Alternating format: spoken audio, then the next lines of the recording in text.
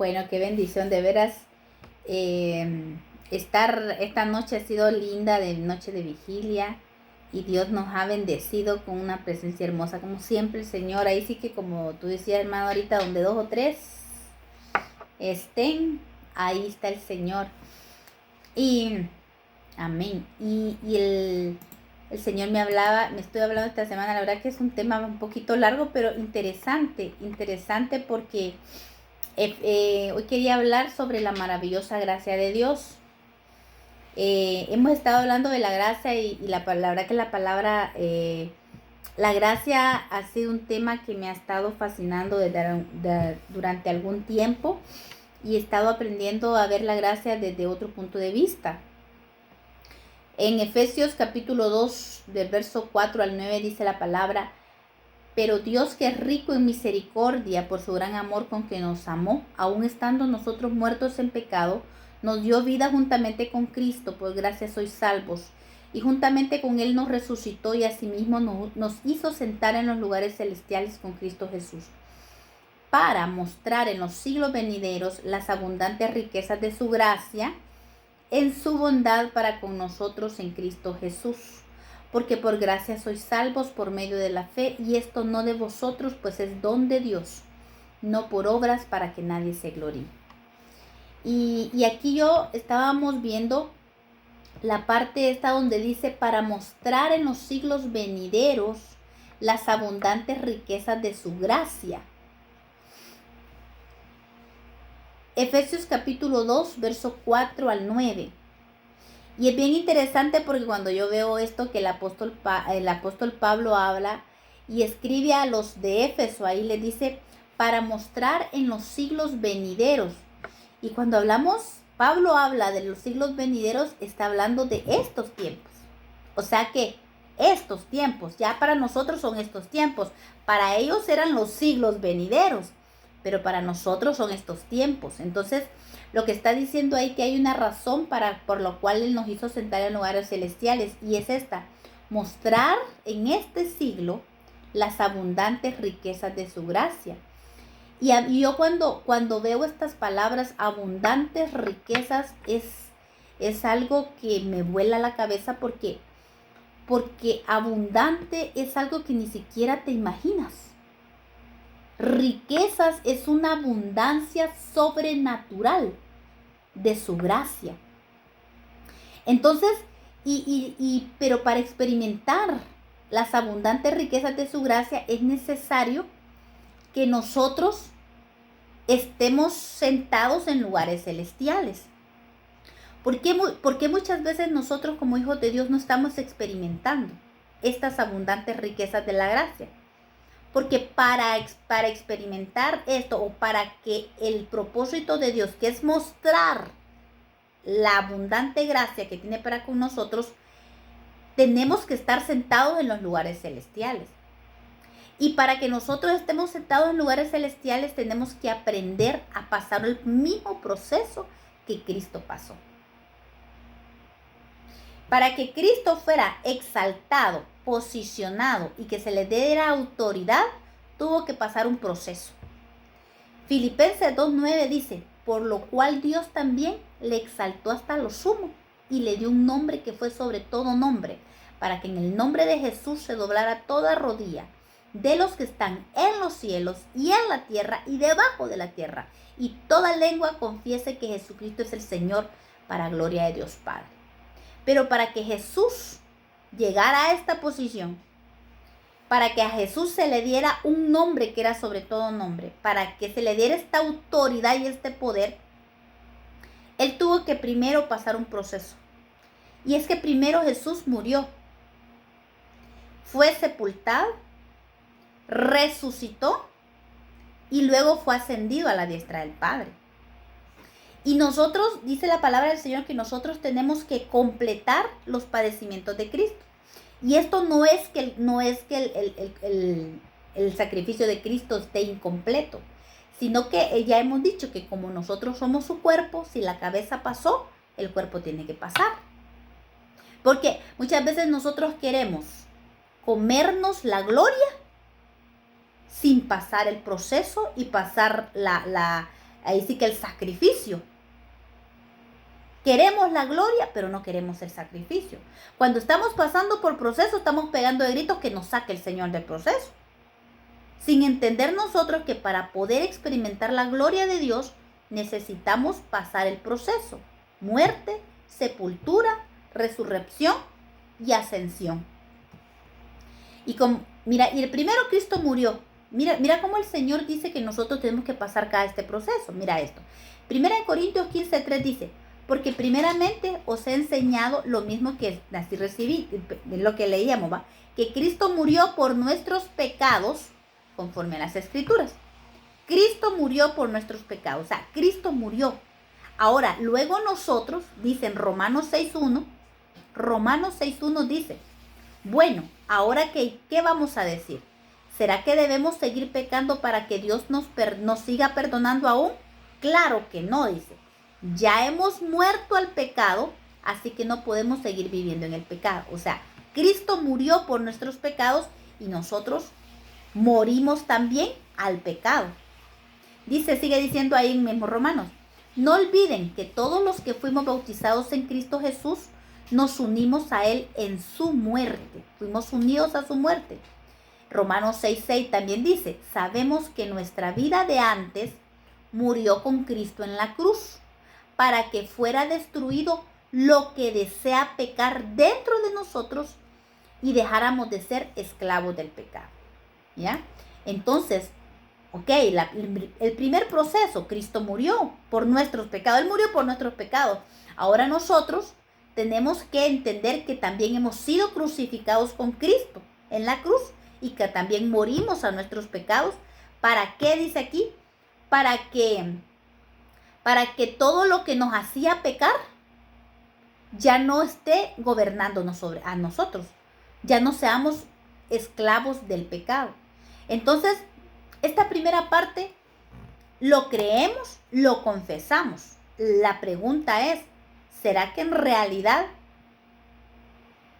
estamos y nos presentamos muertos al pecado para que ya no nos gobierne? Mira todo esto, o sea, queremos la gloria, queremos ver las promesas de Dios, pero no queremos. Llega un momentito donde le damos rienda suelta a nuestra carne y ya está muerta y ya estamos crucificados con Cristo. O sea, la cuestión es que tenemos que ejercitarnos en el proceso. Tenemos que hacer nuestro este proceso de que hemos muerto y declararlo, no solamente conocerlo, entenderlo, sino también tiene que bajar aquí a nuestro corazón. Mira, qué importante, y vivirlo. Esta primera parte del proceso tenemos que aprender a vivirlo. 2, Jesús fue sepultado. También dice 1 Corintios 15:4. Y que fue sepultado y que resucitó al tercer día conforme a las Escrituras. Nosotros también fuimos sepultados. Romanos 6:4, que dice, porque somos sepultados juntamente con Él para muerte por el bautismo, a fin de que como Cristo resucitó de los muertos por la gloria del Padre, así también nosotros andemos en vida nueva. Entonces nosotros, establecido está que nosotros estamos muertos al pecado. Ya está la declaración, ahora falta que nosotros ejecutemos eso. ¿Y para qué? Precisamente, ¿para qué vienen los procesos? Para que sea ejecutado en nosotros que estamos muertos al pecado. ¿De qué otra manera podríamos comprender que estamos muertos al pecado o ejecutar esta palabra que cobre vida en nosotros si no viene la tentación? Si no viene la circunstancia que nos hace resaltar esas áreas que están vivas todavía en nosotros. Tiene que venir el proceso. Necesitamos que seamos confrontados. Es necesario que aquellas cosas que nos eran nuestras debilidades de cuando estábamos en la vida sin Cristo, esas tienen que venir a tocar la puerta otra vez para ver si es cierto que ya no hay nadie que le abra. Ellos están ahí siempre, pero tenemos que pasar. Entonces, es el entender, porque la Escritura está dada. Y si está en la Escritura, es algo que está estipulado en la tierra y en el cielo. En el cielo está claro. El problema es que como que nosotros ignoramos todavía o la carne no quiere darse por vencido para entender que ya morimos y que fuimos sepultados. Y número 3, así como Cristo resucitó, nosotros también. Romanos 1:4 dice, las buenas noticias tratan del Hijo de Dios, nuestro Señor Jesucristo. Como humano, Él nació de la familia de David, pero por el poder de Dios, a través del Espíritu Santo, fue declarado Hijo de Dios al ser resucitado de entre los muertos. Romanos 6:9, sabiendo que Cristo, habiendo resucitado de los muertos, ya no muere, la muerte no se enseñorea de Él. Entonces, al igual que Jesús, que Él resucitó, nosotros también tenemos que entender que estamos resucitados, así como dice que la muerte nunca se va a enseñorear de Jesús, de nosotros también. Esa es una verdad que está escrita. Romanos 6:13, no utilicen ninguna parte de su cuerpo, dice, para pecar ni para hacer cosas malas. Mejor pónganse al servicio de Dios como personas que han muerto y han resucitado. Ofrezcan todo su cuerpo a Dios como medio para hacer lo bueno. Entonces, es como que tenemos que madurar, tenemos que ejecutar en nosotros mismos. Es una obra, era lo que hablábamos, de trabajar esa viga que nos impide entender el proceso que Jesús pasó para que fuera glorificado, para que se le diera un nombre que es sobre todo nombre, para que se le diera el poder y la autoridad sobre todo.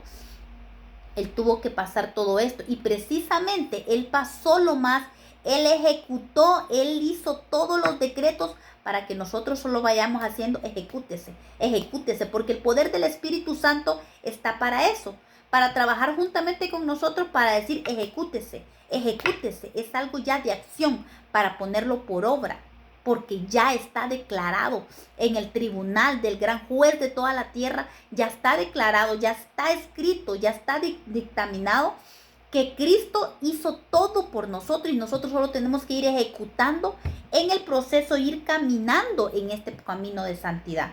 Este proceso es el camino de santidad. Y acordemos que la palabra del Señor dice que sin santidad nadie verá al Señor, como queriendo decir, cualquiera que quiera conocer a Cristo tiene que caminar por el camino de la santidad. Quienes caminen por el camino de santidad van a llegar a Cristo y van a conocerlo.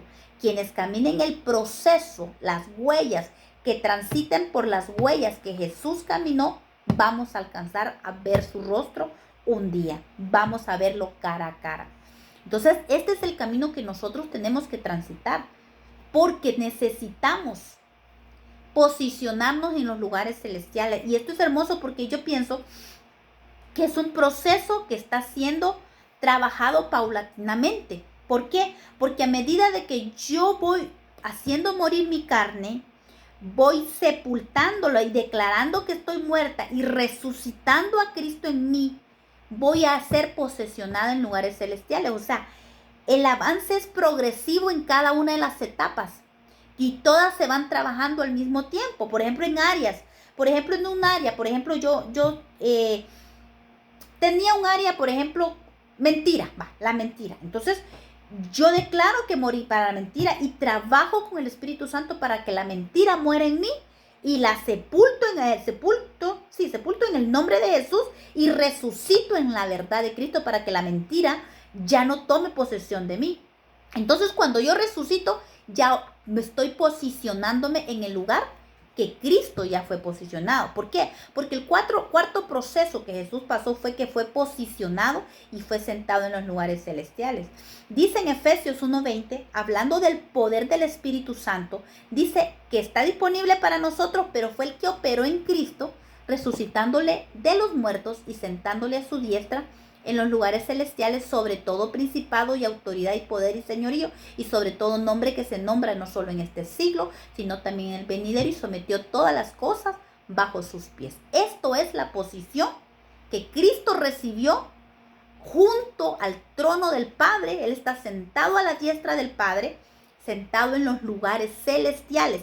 Y estos lugares celestiales hablan de ocupar una posición que lleva honra, lleva autoridad, lleva gloria, lleva promesa, pero también lleva lleva sacrificio para alcanzar ese lugar, se lleva sacrificio y lleva impregnado de amor. En otro estudio estaba yo hablando sobre los asientos, sobre los lugares celestiales. Entonces nosotros ahora debemos ocupar también un asiento que fue preparado para nosotros, pero vamos al hecho de que esas son las victorias. Cuando nosotros obtenemos una victoria sobre el pecado que controlaba nuestra vida, somos resucitados y entonces estamos siendo posicionados en los lugares celestiales. Entonces, alguien decía, nos volvemos amos de aquello que nos esclavizaba cuando lo vencemos.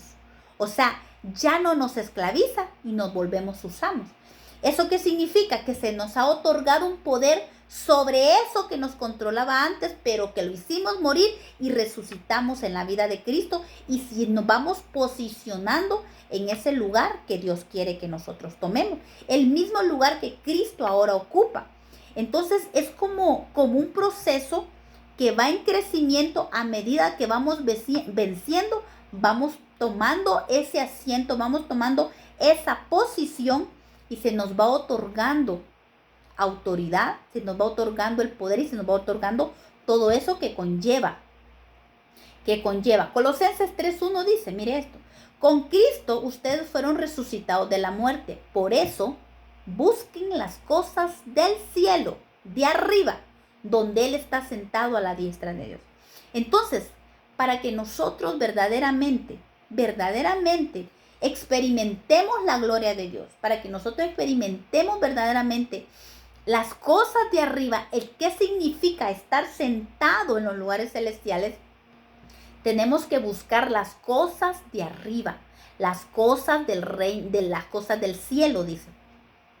Efesios 2:4-6 dice, pero Dios, que es rico en misericordia, con su gran amor con que nos amó, aun estando nosotros muertos en pecado, nos dio vida juntamente con Cristo. Ahí está la promesa, ahí está el decreto, que aunque estábamos muertos en pecado, nos dio vida. El decreto es darnos vida con Cristo, por gracia soy salvo. Y juntamente con Él nos resucitó. Mire, aunque dice que aún estábamos muertos en pecado, pero en la declaración, el decreto de lo que Cristo hizo, fue dictaminado y fue escrito y fue sellado por el Espíritu Santo.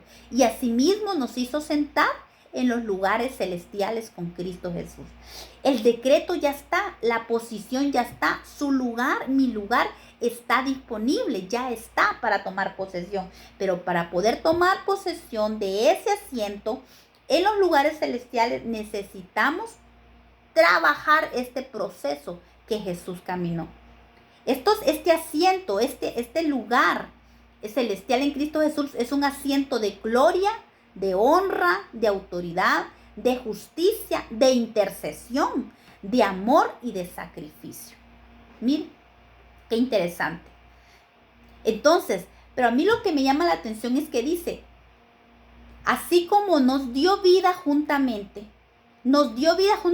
con Cristo, así y nos resucitó a sí mismo.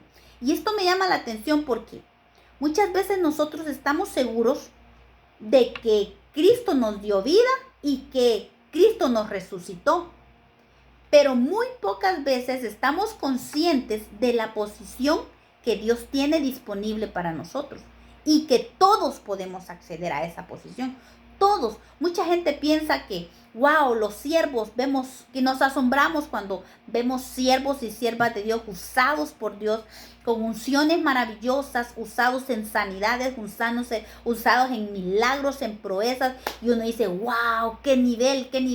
Pero ¿sabe cuál es la situación? Que ellos han comprendido la posición que tienen.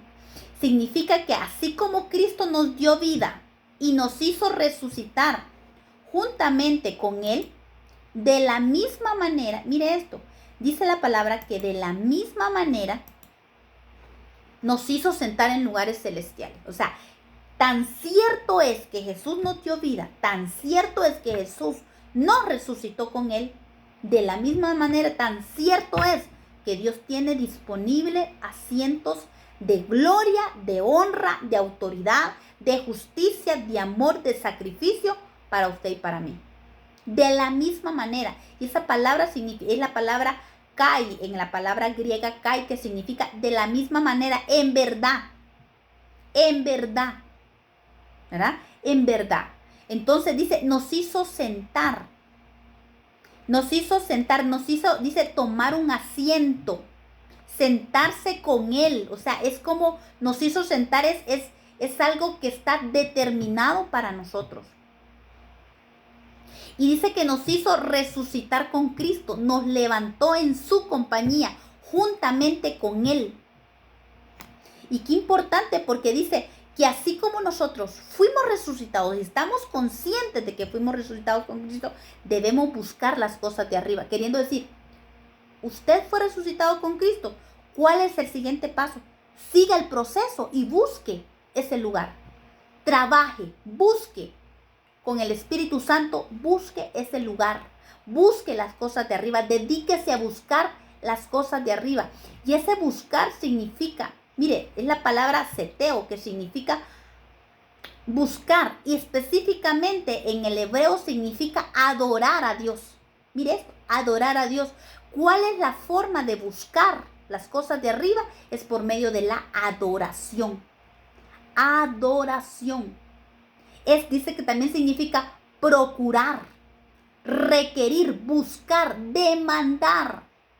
O sea, no está hablando de una oración, está hablando de buscar a Dios con intensidad, de buscar, de adorar a Dios, de decir, Señor, hay algo más para mí. Por eso me encanta la carta a los Efesios, porque declara el plan completo de Dios.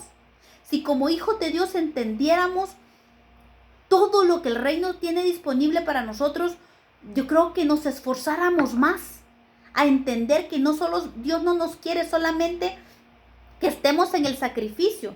¿Cuántos de nosotros comprendemos de que sí tengo que morir, saber que tengo que estar sepultada, saber que estoy crucificada con Cristo y que Él me hizo resucitar? Pero ¿resucitar para qué? Para disfrutar de vida abundante, para disfrutar de lo que Dios tiene para nosotros, pero por eso el apóstol Pablo oraba ahí en la misma carta de los Efesios y decía, Señor, yo oro para que los ojos de su entendimiento sean abiertos, que se quite el velo para que puedan comprender y conocer a lo que verdaderamente están llamados como hijos de Dios. Entonces hay algo tan importante que nosotros tenemos que entender. La palabra del Señor dice en Juan 4:23, mire pues, que el Padre anda buscando adoradores que le adoren en espíritu y en verdad. Mientras el Padre busca adoradores que le adoren en espíritu y en verdad, y esto no es que Él esté buscando porque se le perdieron, Él está buscando, esta palabra significa también demandando. Él demanda a sus adoradores que le adoren en espíritu y en verdad. Solo hay una forma que Él espera que nosotros adoremos, y es en espíritu y en verdad. En espíritu significa que nuestro espíritu se conecte con el suyo, y en verdad significa que nuestra alma, nuestro corazón está entregado completamente a Él en esa búsqueda. O sea, cuando la búsqueda del Padre se conecta con nuestra búsqueda de Él, allí este es el orden perfecto de Dios. La búsqueda del Padre y nosotros buscando las cosas de arriba y el Padre buscando adoradores, y cuando nos conectamos en la voluntad perfecta de Dios, ahí es donde suceden las cosas verdaderamente que nosotros deseamos. Y esto está hablando de que Él está buscando adoradores veraces, que se entrega completamente. Adoradores, dice, adoradores, ¿sabe qué significa adoración? Adoración significa besar, como el perro lame la mano de su amo. Mire esto es adoración. Besar así la mano como el perro que lame, dice. Es agazaparse, es literal o figurativamente postrarse en homenaje, hacer reverencia, suplicar. Esto es adorar en espíritu y en verdad. Y mire, y Él nos sienta en lugares celestiales, dice que nos hizo sentar en lugares celestiales para, y aquí es donde ven Efesios 2:7, donde dice, ¿para qué? ¿Para qué? Mire cómo es esto. Tenemos que pasar este proceso que Cristo pasó hasta ser sentados, empezar a disfrutar de los lugares celestiales. Y cuando nosotros accedemos, aunque sea por porciones pequeñas, en lo que vamos venciendo, en lo que vamos resucitando con Cristo, en la vida de Cristo, y nos vamos tomando posesión de los lugares celestiales, hay una razón para eso. No solamente, wow, ya estoy en los lugares celestiales y puedo operar en autoridad. No, mire, esto dice ¿para qué? Efesios 2:7, para mostrar en los siglos venideros, lo que empezamos a hablar, las abundantes riquezas de su gracia. Hay una razón, hay un propósito. Dios nos ama tanto que Él quiere mostrar en nosotros las abundantes riquezas de su gracia, en su bondad para nosotros en Cristo Jesús. La versión Kadosh dice así, me gusta, porque dice, para exhibir en los tiempos venideros qué infinitamente rica es su gracia o misericordia y cuán grande es su bondad hacia nosotros que estamos unidos con el Mesías Jesús. Los que estamos unidos. Entonces, la gracia de Dios no es para todo el mundo, ni siquiera para todo el pueblo de Dios, ni siquiera, no que no sea para todo el pueblo de Dios, sino que no todos acceden a la gracia de Dios. Solo aquellos que están unidos a Cristo. La condición es estar unidos en la perfecta voluntad de Dios a Cristo Jesús. En eso radica de que la gracia de Dios se manifieste en nosotros, que nosotros aprendamos a experimentar la gracia, esa maravillosa gracia, esa es la gracia que nos capacita para conocer a Dios. Y fíjense que yo estaba viendo esa gracia porque dice que la gracia es esa influencia divina sobre el corazón y su reflejo en la vida. O sea que no solamente es que es ese poder que el Señor derrama sobre nosotros, sino también que no solamente sea derramado, tenemos que reflejarla. La gracia tenemos que reflejarla. Y por eso en el Antiguo Testamento hablaba mucho de que muchos siervos de Dios hallaron gracia delante de Dios. Como Noé. Noé fue uno de los que halló gracia delante de Dios. En Génesis 6:7 al 7:1, déjeme ver, aquí lo tenía por acá. Dice así la palabra de Dios. Mire pues, y dijo Jehová, raeré de sobre la faz de la tierra a los hombres que he creado, desde el hombre hasta la bestia y hasta el reptil y a las aves del cielo, pues me arrepiento de haberlos hecho. Pero Noé halló gracia ante los ojos de Jehová. Dijo luego Jehová a Noé, entra tú y toda tu casa en el arca, porque a ti te he visto justo delante de mí en esta generación. Quiero enseñar ahorita la diferencia entre ser justo y ser justo con gracia, con la gracia. Porque hay mucho pueblo de Dios que es justo. Hemos sido justificados, el Cristo nos hizo justos y nos justificó por su sangre. Pero no todo el pueblo de Dios está disfrutando de la gracia. Son justos, pero no tienen gracia. Veamos, Noé fue un justo con gracia. Justo con gracia. ¿Y qué fue? Dijo luego Jehová a Noé, entra tú y toda tu casa en el arca, porque a ti te he visto justo delante de mí en esta generación. Noé era justo. Y era un hombre que en ese tiempo dice que la maldad era tan grande que hasta Dios se arrepintió de haber hecho al hombre. Pero Noé halló gracia delante de Dios porque era un hombre justo. Era un hombre justo, imagínense. Pero vamos, cualquiera diría, pues Noé era un hombre justo y halló gracia delante de Dios. La diferencia fue la gracia. Pero sabe, Noé fue un hombre que por la gracia salvó a toda su familia. Mira, él salvó a toda su familia con la gracia. Pero nosotros leemos la historia de un solo. Noé salvó a su familia. ¿Cuánto tiempo pasó Noé? Fueron 100 años. Noé 100 años predicó, 100 años le tardó a hacer el arca. Y a mí se me pone, ¿será que los hijos entraron en el proyecto que Noé había recibido de parte de Dios de primas a primer? Quizá Noé recibía aquellas críticas de su esposa o de sus hijos. Mi papá, ¿ya cómo? Mi papá, al igual que la gente. ¿Usted cree que fue fácil para los hijos de Noé creerle a Noé el plan que Dios le había declarado? Porque Dios habló con Noé, no con los hijos ni con la esposa. ¿Qué pasaría? Tal vez Noé luchó los primeros 10, 15, 20 años, tal vez 25. No sé cuánto tiempo luchó Noé con su familia. Y los tiempos eran difíciles, igual que estos tiempos. Porque la Biblia dice que estos tiempos van a ser como serían como los tiempos de Noé. La maldad era terrible, la maldad había subido, por eso Dios había determinado destruir. Pero lo que a Noé le ayudó o fue el recurso del cielo que tenía a su favor, fue la gracia. Fue la gracia, porque dice, él halló gracia delante de Dios. Y esa gracia le permitió, que esa gracia lo capacitó para predicarle a su casa, para luchar por sus hijos, por su esposa. Mire, tal vez esto no está en la Biblia y tal vez usted dirá, Sarita se lo está inventando. Pero póngase a pensar. ¿Usted cree que los hijos de primas a primeras se pusieron a creerle a Noé? Tal vez pensaron, óigame, Noé tenía 500 años cuando empezó a hacer el arca. No habrán dicho sus hijos, ni nada, nuestro papá como que se le fundieron los cables. ¿Dónde ha visto? ¿De dónde va a ser eso?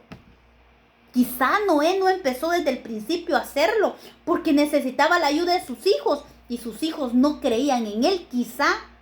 Pero yo estoy hablando 100 años, en esos 100 años pudieron pasar muchas cosas. Yo lo que veo es que él salvó toda su casa. Y si la generación era perversa, imagínense, nuestra casa, estamos viviendo una generación igual. ¿Y será que es tan fácil? No lo es. Usted y yo estamos luchando porque nuestra familia entre al arca. Quizá Noé también tuvo esa misma lucha. Pero ¿cuál fue el recurso del cielo a favor de Noé? La gracia.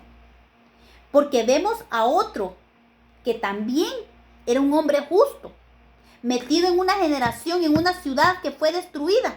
Y ese fue Lot. Y la Biblia dice que Lot fue un hombre justo.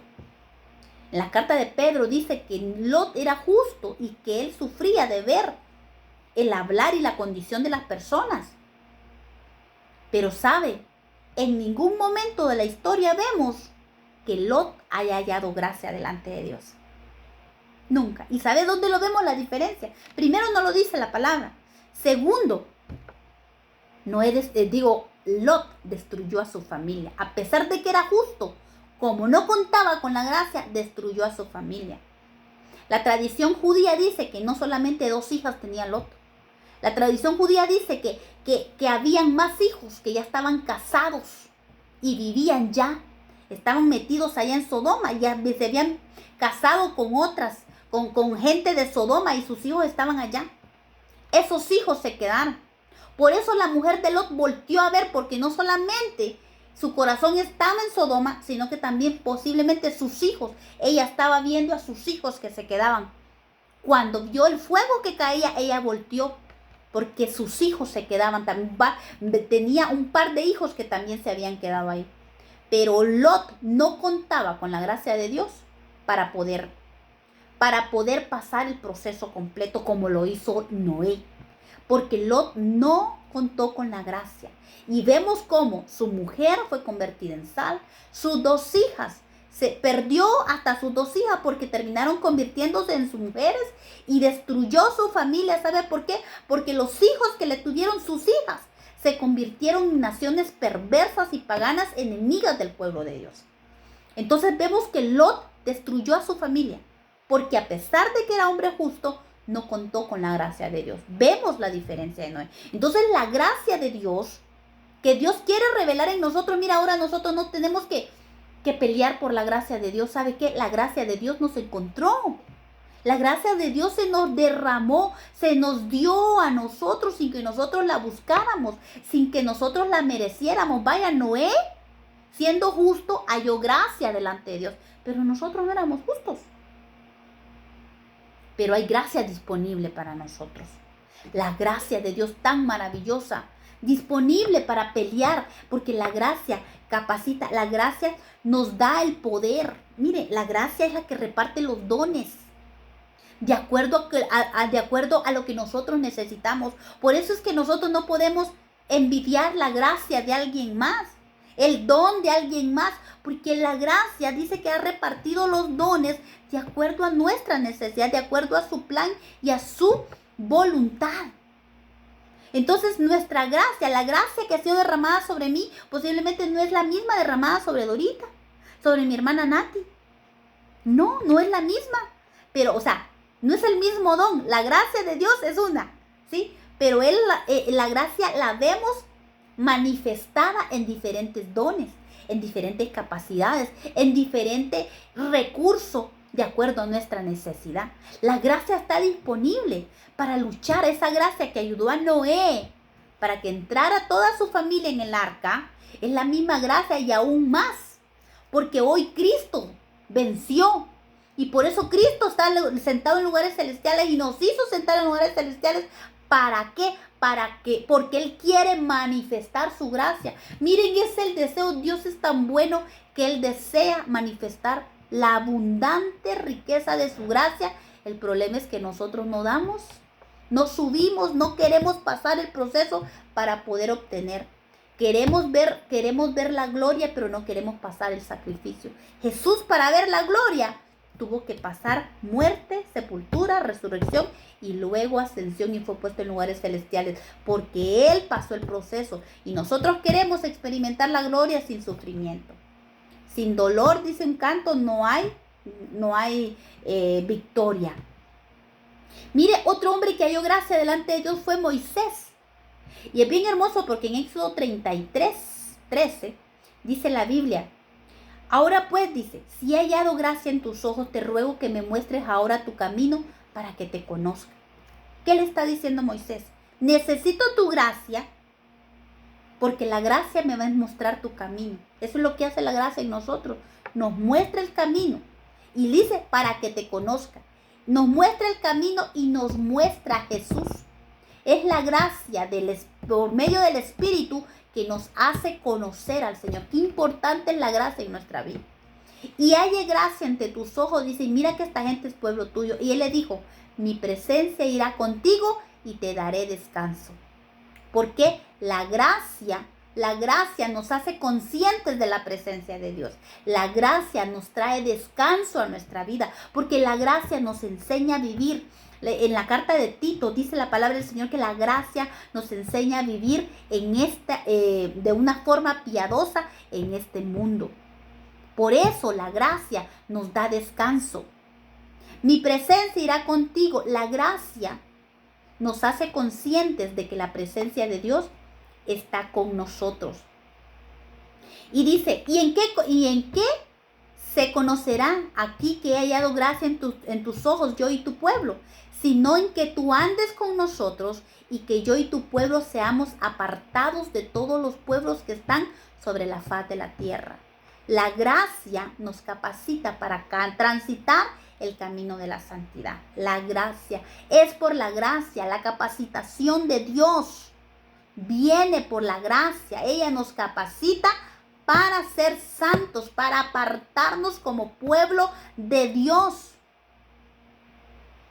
Y Jehová dijo a Moisés, también haré esto que has dicho, por cuanto has hallado gracia en mis ojos y te he conocido por tu nombre. La gracia de Dios hace que nosotros seamos conocidos por nuestro nombre en la esfera espiritual. Somos conocidos. Mire, ¿se acuerda de los hijos de Seba? Cuando quisieron echar fuera un demonio, los demonios que le dijeron, conocemos a Jesús y de Pablo hemos oído, pero ustedes ¿quiénes son? Somos conocidos por nombre, por la gracia de Dios. Porque la gracia nos enseña a caminar, la gracia nos da paz, la gracia nos aparta en la santidad. Y luego le dijo, si he hallado gracia, te ruego que me muestres tu gloria. Es por la gracia que nosotros podemos ver la gloria de Dios. ¿Se da cuenta qué importante es la gracia? Qué importante es la gracia. La gracia es tan importante en la restauración. Otro hombre que halló gracia delante del rey fue Nehemías. Y porque halló gracia delante del rey, el rey le dio todo lo que necesitaba. Todo lo que necesitaba para hacer la restauración. Dígame usted si nosotros, por la gracia de Cristo, nuestro rey no nos va a dar todo lo que nosotros necesitamos para restaurar. Para restaurar. La gracia de Dios es esa capacitación divina que no solamente nos da fuerza, nos da poder, nos da inteligencia, nos da sabiduría. La gracia nos ayuda también a interceder por los nuestros. Esther fue otra mujer que halló gracia delante del rey para no solamente salvar su vida, sino también salvar a los suyos. Esa es la gracia de Dios, que nos permite interceder, y no solamente interceder, sino también obtener resultados, salvar la vida de un pueblo, de nosotros, de nuestra familia, y ¿por qué no también de nuestra nación? Podemos, por la gracia de Dios, podemos interceder. Podemos interceder por los nuestros y por la nación. La gracia se nos concedió a nosotros, fue concedida para que nosotros aprendamos a vivir. Qué importante es la gracia. Hermanos, yo estaba viendo y yo le decía al Señor, Dios mío, no me cabe en la cabeza eso de abundante, superabundante gracia. Superabundante, o sea, abundante dice abundantes y riquezas. Mire, las riquezas de su gracia, las abundantes riquezas de su gracia. Abundante dice que es sobrepasar, exceder, superabundante. Es algo más allá de lo que nosotros nos imaginamos. Y la riqueza está hablando de una llenura increíble, un legado valioso. Está hablando de riquezas, posesiones. Entonces la gracia es tan grande, hermanas, que tenemos que aprender a conocer la gracia. Necesitamos aprender la gracia. Yo hablaba con una hermana y le decía, esas son ideas mías, ¿verdad? Son ideas mías, no es doctrina ni nada, pero yo le decía, yo veo como que la gracia está personificada. Esa es la gracia personificada. La gracia dice que nos acerquemos confiadamente al trono de su gracia. La gracia está en el trono. Allí está la gracia. Cuando nos acercamos, la gracia nos acompaña hasta el trono. La gracia ahí está. Es la presencia de Cristo. Es esa. Ahí dice que gracia es influencia divina.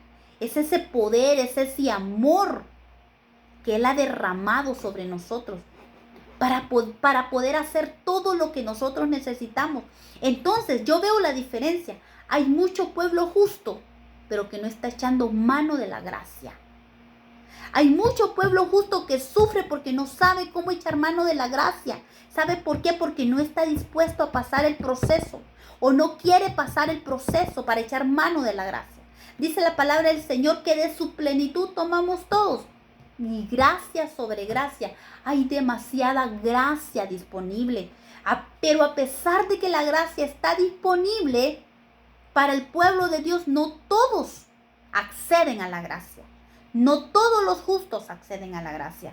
Hay justos como Lot, que a pesar de ser justos, no son ni capaces, no es que no sean capaces, ¿cómo puedo decir? No están dispuestos a pelear lo que tengan que pelear, a que pasen 100 años, si es posible, en el proyecto de salvar su familia. ¿Sabe cuál era el proyecto de Noé? Salvar su familia. Los animales fueron añadidura, ¿sí? Pero un proyecto de 100 años, ¿cuántos años estamos dispuestos a pelear por los nuestros? ¿Cuánto tiempo? ¿Cuánto tiempo? Llevamos un año orando y ya, señores, que ya no, mire, por nada, oro y nada pasa. Platique con Noé. Platique con Noé cuántos años le costó salvar a su familia. 100 años. A los 100 años, el Señor le dijo, entra tú y tu casa. 100 años. El problema es que mucho justo no está dispuesto a pagar el precio. Mucho justo no quiere morir a su carne. Mucho justo no quiere acceder. Ay, es que morir, sepultar, resucitar y hasta tengo que llegar hasta allá, hasta los lugares celestiales, como que mucho trabajo. Ya soy salvo, suficiente con ser justo. No, necesitamos estar sentados en lugares celestiales porque dése cuenta, ahí en Efesios habla esto. No dice la gracia de primero y luego, déjeme ver, y luego pasarse en los lugares celestiales. No, dice, nos dio vida juntamente con Cristo y juntamente con Él nos resucitó y asimismo nos hizo sentar en lugares celestiales nos hace sentar en lugares celestiales para mostrar las abundantes riquezas de su gracia. O sea que tenemos que luchar. La gracia está ahí, pero para acceder a la gracia tenemos que trabajar con el Espíritu en el mismo proceso que Jesús pasó: muerte, sepultura y resurrección. Así es que tenemos que trabajar, tenemos que echar mano de la gracia. La gracia ahí está, echemos mano. Está difícil la situación, echemos mano de la gracia. Noé echó mano de la gracia, Lot no. Usted decide qué tipo de justo va a ser. ¿Vamos a ser justo al tipo de Noé o al estilo de Lot? Yo quiero ser como Noé, no como Lot. Yo quiero que toda mi casa entre al arca y no, aunque ser justo, destruir mi casa. ¿Cuánto justo no quiere pagar el precio y sus casas están siendo destruidas? Porque toda la vida están viendo el problema en la otra persona y no ve el problema que tienen ellos. Están viendo la paja de su esposo, de su esposa, de sus hijos, de sus padres, de sus hermanos, pero no ven la viga que está en su propio ojo. Yo tengo que morir. Yo tengo que ser sepultada. Yo tengo que participar de la resurrección con Cristo y ser sentada en los lugares celestiales. Yo necesito ocupar ese lugar que está disponible para mí. Ese lugar en los lugares celestiales, ese asiento es para mí y nadie va a ocupar ese asiento porque ese asiento me corresponde a mí y solo a mí. Hay un lugar para mí disponible con mi nombre. Yo tengo que pelear. Yo tengo que trabajar en eso. Porque todo es un proceso. Si Jesús lo hizo, Él marcó el camino. Él dejó sus huellas para que nosotros sigamos sus huellas. Así es que yo te animo hoy, hermana, que está ahí al otro lado, que hay que pasar el proceso para que disfrutemos. Él quiere mostrar en estos siglos esa abundante gracia que tiene por su gran amor para nosotros que estamos unidos a Cristo. Los justos unidos a Cristo son los que acceden a la gracia. Los justos que no se quieren unir a Cristo no pueden acceder a la gracia. Así es que, gloria a Dios.